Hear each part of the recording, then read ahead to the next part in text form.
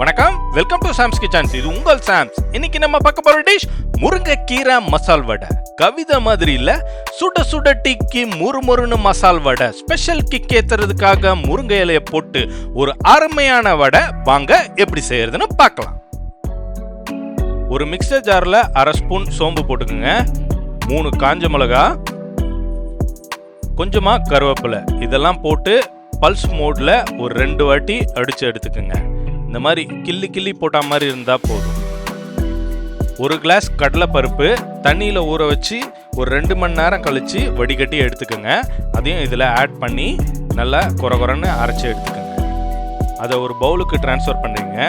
காம்பு இல்லாமல் வெறும் இலை மட்டும் பிச்சு ஒரு அரை பவுல் முருங்கை இலை, கொஞ்சமாக கட் பண்ண வெங்காயம், ஒரு சிட்டிகை பெருங்காயம், அரை ஸ்பூன் சால்ட், இதெல்லாம் போட்டு நல்லா மிக்ஸ் பண்ணி எடுத்துக்கோங்க. ரொம்ப அழுத்தம் கொடுக்காம லைட்டாக மிக்ஸ் பண்ணி எடுத்துக்கோங்க. இப்போ இது ஃப்ரை பண்ணுறதுக்கு ரெடி ஆயிடுச்சு. ஒரு கடாயில் தேவையான அளவு எண்ணெய் விட்டுக்குங்க. எண்ணெய் சூடானதும் இதை ஒரு பால் சைஸில் இந்த மாதிரி உருட்டி உள்ளங்கையில் வந்து லைட்டாக இப்படி ப்ரெஸ் பண்ணிங்கன்னா இந்த வடை ஷேப்பில் வந்துடும். மெதுவாக எண்ணெயில் விட்டு ஃப்ரை பண்ணி எடுத்துக்கலாம். இதே மாதிரி ஒவ்வொரு வடையாக வந்து உள்ள மெதுவாக போட்டுக்கோங்க. இந்த சைஸில் நீங்கள் எடுத்தீங்கன்னா நம்ம எடுத்திருக்க அளவுக்கு 10 வடை செய்யலாம்.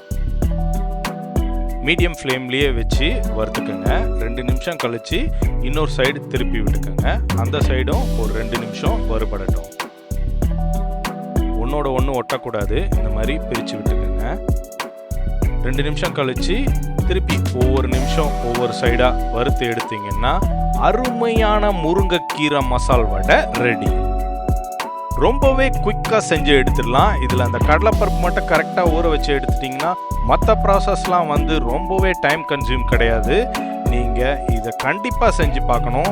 ஈவினிங் டைமில் சுட சுட டீயோ காஃபியோ வச்சு இந்த மொறு வடையை பேர் பண்ணி சாப்பிட்டீங்கன்னா அவ்வளோ ஒரு டேஸ்டியாக இருக்கும். இதை நீங்களும் ட்ரை பண்ணி பார்க்கணும். இந்த மாதிரி யூனிக் டிஷ்ஷஸ்க்கு நம்ம சேனலை ஃபாலோ பண்ணுங்க, மறக்காம சப்ஸ்கிரைப் பண்ணுங்க. இதை நீங்களும் ட்ரை பண்ணுங்க, சப்ஸ்கிரைப் பண்ணுங்க, கமெண்ட்ஸ் பண்ணுங்க. See you next delicious dish. நன்றி, வணக்கம்.